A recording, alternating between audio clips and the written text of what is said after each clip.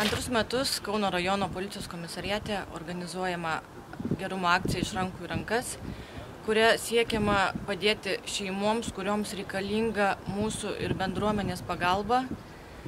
Stengiamės išrinkti pačias svarbiausias šeimas, kurioms reikia pagalbos ir prisidėjimo daiktais, maistu.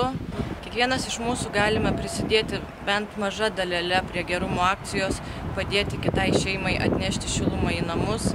Džiaugiuosi, kad nors maža dalis, tačiau vis tiek yra žmonių, kurie gali tai padėti ir prisidėti.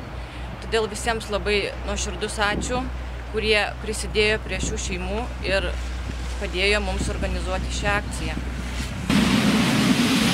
Tikimės, kad šita graži akcija taps puikia tradicija ir mes kartu tikrai galim padėti daugeliui šeimų, vaikų, kuriem reikalinga šita parama.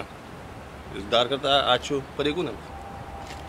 Raginu ir kitus artėjančių švenčių progą prisidėti prie šeimų gerovės ir dalintis su jomis šiluma.